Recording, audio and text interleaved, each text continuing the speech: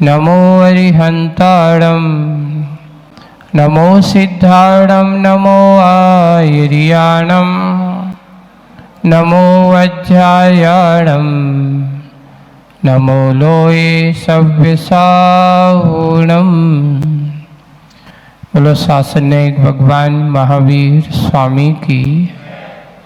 मूलांक देवादिदेव 1008 श्री शंभुनाथ भगवान की। परम पूज्य आचार्य गुरुवर श्री विद्यासागर जी महाराज की। आचार्य श्री समय सागर जी महाराज की। 3 कमनों करुण मुनि राजों की। अहिंसा परमो धर्म की। धर्म की बात हो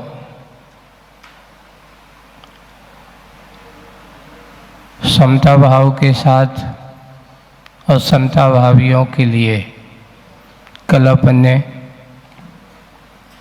पूज्य आचार्य भगवान की समता नाम की कविता से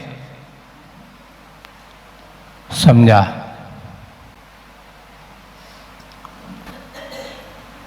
पूज्य आचार्य श्री का इसका भाव कि हमारे अंतरंग में जितनी तामसता भरी पड़ी हुई है उस तामसता को उल्टा कर दो। अब तामसता के कई रूप हो सकते हैं। अज्ञानता भी हमारी तामसता है, आलस भी हमारी तामसता है ना, और प्रमाद भी हमारा एक तामसता का ही अंग है। देखिए, कोई भी अपन काम करते हैं, कोई अच्छाई को ग्रहण करने के प्रति उसमें ग्रहण नहीं करना।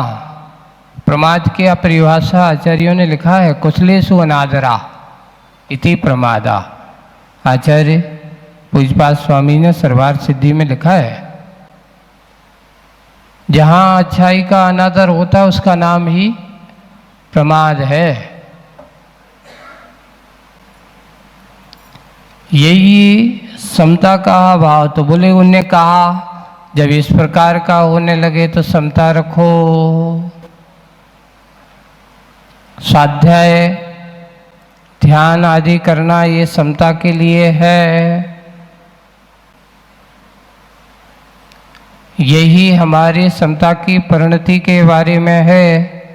अगर हम इस प्रकार के स्वाध्याय और ध्यान में अगर तत्पर नहीं हैं तो आपके अंदर तामसता का परिणाम हमेशा बना रहेगा। धर्म और धर्मात्माओं की संगति में जब ये भव्यात्माएं बैठती हैं तो उसके अंदर जो धर्म भाव का, जो अपने अंदर के परिणामों का समावेश होता है, वह उसके लिए एक नई दिशा और नया ज्ञान का कारण बन जाता है। उसकी अज्ञानता को दूर करने का कारण बन जाता है।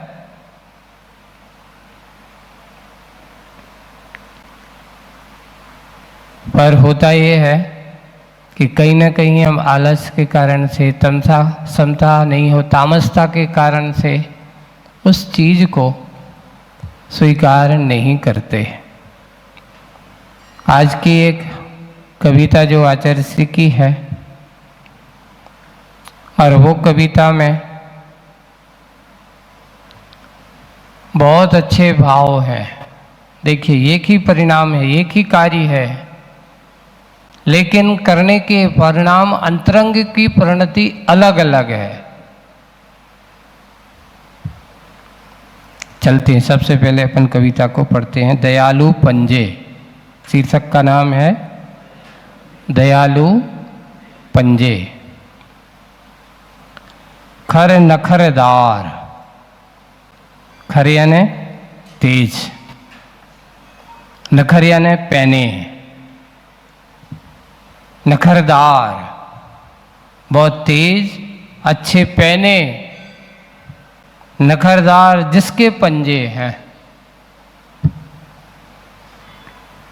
यानी तीखे, पैने, अच्छे नखरदार जिसके पंजे हैं, कभी चूहों का शिकार खेलती है,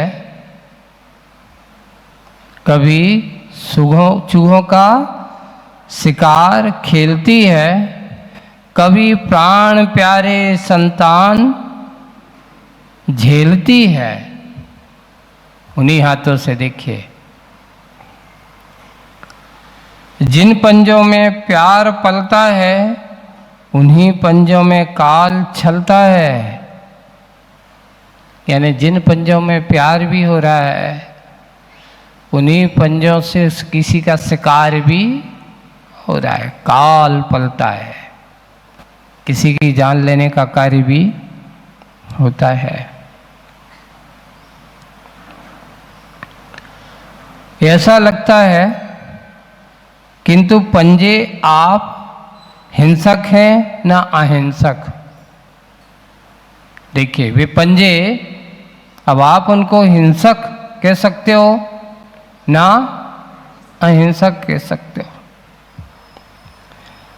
प्राण का पलना, काल का छलना, यह अंतर घटना है। प्राण का पलना और काल का छलना, यह अंतर घटना है, बाहर अभिव्यक्ति है। बाहर तो मात्र एक अभिव्यक्ति है, तरंगपंती है, घटना का घटक अंदर बैठा है। जो इस घटना को घटाने वाला है वो कौन है? वो तो अंदर बैठा है। अव्यक्त व्यक्ति है, वह दिखता नहीं, दिखाई नहीं देता। आज तक तुम्हें अपनी आत्मा दिखाई नहीं दी, लेकिन देखती तो वही है, जानती वही है। वह है अव्यक्त व्यक्ति है, वह उसी पर आधारित है। यह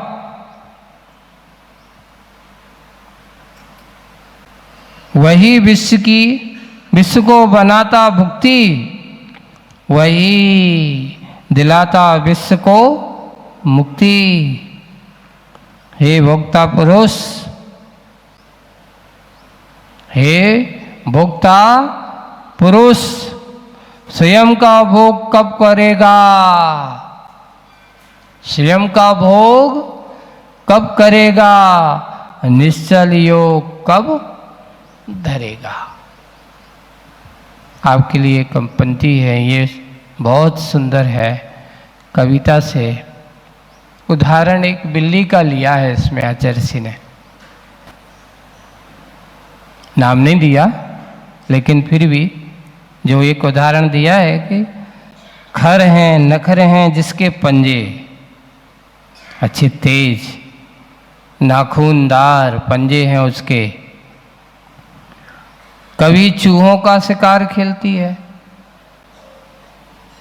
ऐसे सिद्ध होगा कि कौन चूहों का शिकार करती ज्यादा? बिल्ली को चूहा सबसे ज्यादा प्रिय होता है। उन पंजों से वह बिल्ली चूहों का शिकार करती है, लेकिन उनके कभी शिकार खेलती है, लेकिन जब वह अपनी ही संतान को उन्हीं पैरों से सहलाती है, तो क्या उन पैर में जिससे शिकार कर रही है, उन नाखूनों का प्यार करती है, तो देखिए एक समय वही नाखून किसी के खून के कारण बन जाते हैं, और एक समय वही नाखून किसके खून के नहीं, उसके प्राण प्रिय बन जाते हैं। बच्चे के लिए, संतान के लिए वही पैर अहिंसक हैं, वही उसके पैर दोनों अहिंसक हो जाते हैं, और लेकिन जैसे ही चूहा दिखता है तो वही पैर कैसे बन जाते हैं? हिंसक बन जाते हैं। लेकिन ये सारी की सारी करने के भाव, करने वाला कौन है? एक समय वह काल बन जाता है और वही उसी पंजों में प्यार भी पलता है।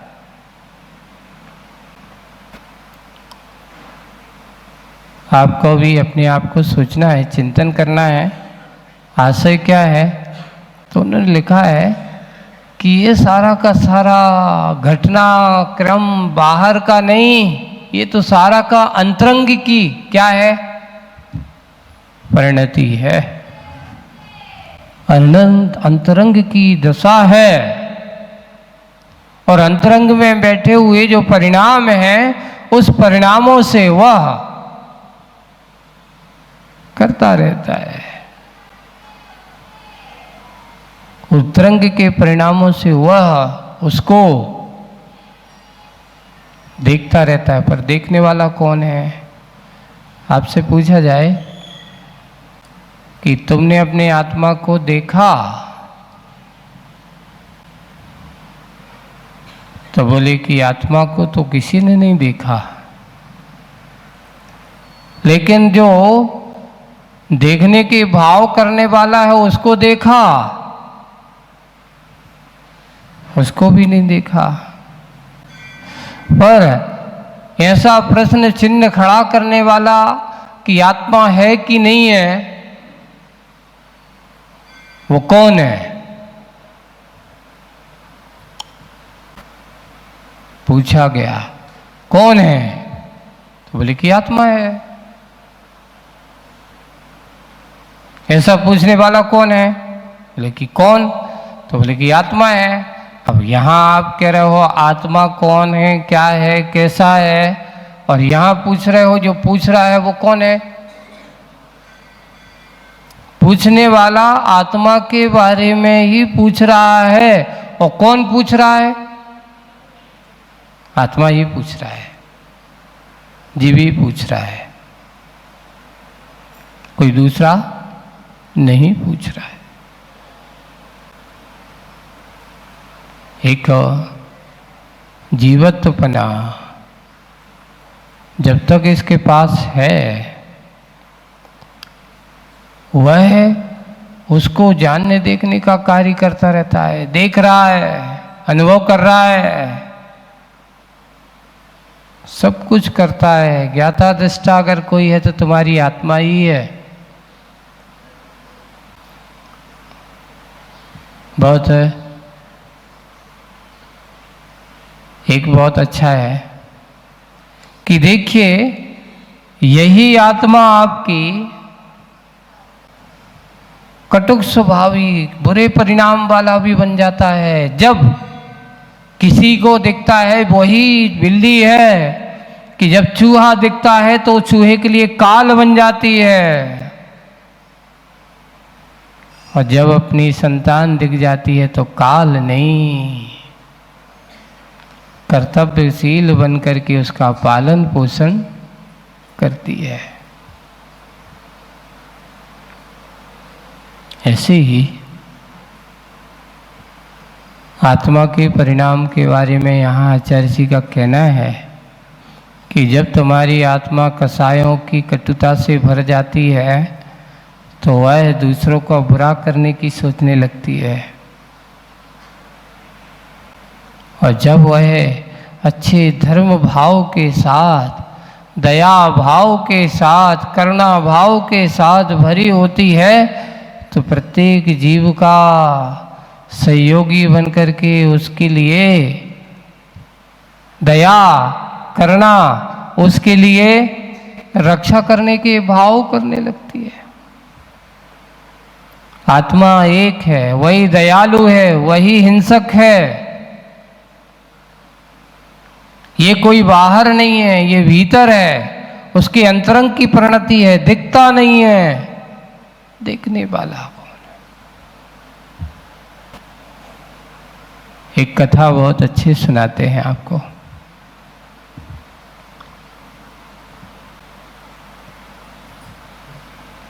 एक राजा है, वो राजकुमार से बहुत परेशान है।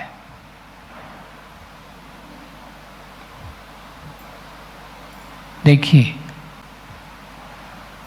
राजकुमार के अंदर इतना रोष है, इतनी गुस्सा है,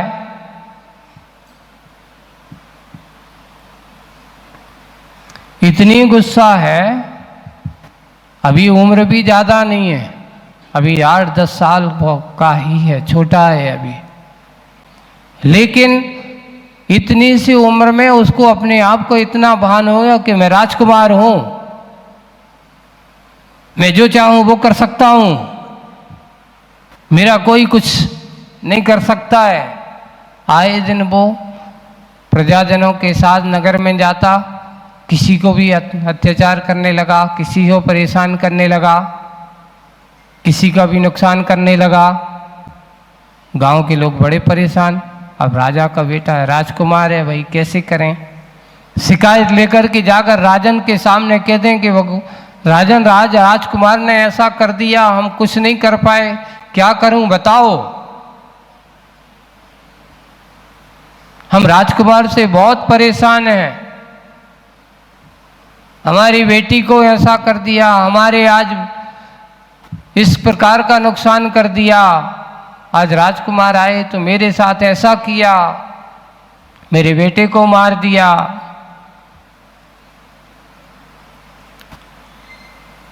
राजा बड़ा परेशान। उन्होंने आकर के राजकुमार को कई पनिशमेंट भी दिया, यहाँ तक कि ऐसा नहीं कि राजकुमार को उनकी सजा नहीं मिली होगी, सजा भी मिली, पर मिलने के बाद पुनः उसी काम में लगा हुआ है। राजा ने सोचा एक काम किया जाए, इसको जब तक ये राज्य में रहेगा तब तक ये सुधरेगा नहीं।